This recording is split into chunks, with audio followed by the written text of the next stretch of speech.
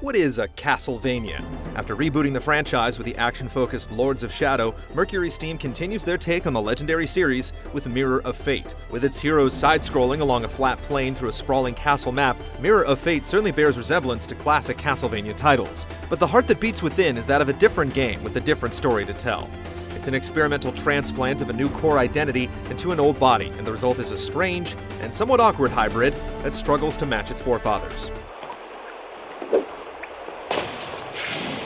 The story thread that began to unwind in Lords of Shadow is picked up and carried on in Mirror of Fate. The game jumps through time, tying together the fates of its various individuals and creating interesting, vampiric melodrama as it goes. This multi-character approach equates to three main protagonists, and while each is differentiated by his own monster-killing accoutrement, they all move and fight in essentially the same way: heavy jumps and long-range whiplashing. Run, Simon! Don't stop! Beast slaying has much the same feel here that it did in Lords of Shadow, dodging enemy attacks in arena-like spaces and laying blow after blow onto enemies before grabbing them for a finisher. These struggles have a hard time fitting into a constrained 2D space, your whip has an incredibly long reach, and combat is mostly a matter of timing rather than proper positioning or distance. On the defensive side, certain blows from your foes may be parried, triggering an opportunity for reprisal, but just as often enemy attacks are unblockable and must be avoided with a jump or dodge move. The screen often feels crowded when there's fighting, and while fights against single powerful enemies can be entertaining despite unrewarding QuickTime sequences, there's just not a lot of room for finesse. If the enemy is in range, start flailing. When they attack, get out of there. Part of the blame lies with the control method. With the D-pad assigned to trigger various character abilities, you're forced to use the 3DS analog nub to control character movement.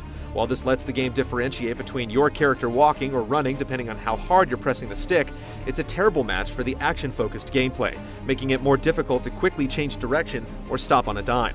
Jumping from platform to platform requires more patience than skill, and movement in general has a heavy and awkward feel. In addition, the game sometimes enforces arbitrary rules for where you can and can't go, and it's never really clear how far your character can fall without hurting himself. It all comes together to make exploring the dark Gothic environments much less fun. While there are multiple playable characters, none can escape the generally clunky feeling of the action. Rather than facilitating different playstyles, each new character offers a linear ability progression. The double jumps and wall jumps of self-hating vampire Alucard are a noticeable upgrade from Simple Simon's basic moveset, and the fighting moves and health boosts you earn by leveling up one character will be passed along to the next. It's the magical abilities and optional weapons that set the characters apart, although they don't create many interesting gameplay differences. A bat projectile isn't that much different than a boomerang, and Alucard's promising wolf form does nothing more than give him a little extra elbow grease for his whip attacks and the ability to rip open special wolf doors. It wasn't supposed to be like this! The connected castle layout invites more of the exploration element many fans associate with the series. You'll encounter many inaccessible areas as you make your way ever forward. These sealed-off doors most often conceal small cubbyholes with a single power-up unlocked by one character ability or another. You can increase your maximum magic, health, and the number of sub-weapons you can toss, but it's all entirely optional. The game is generous with checkpoints, with more challenging boss fights saving your progress once you've done a certain amount of damage. So, while you may backtrack and scrounge around for a few pickups, the primary motivation is no more interesting than increasing your completion percentage.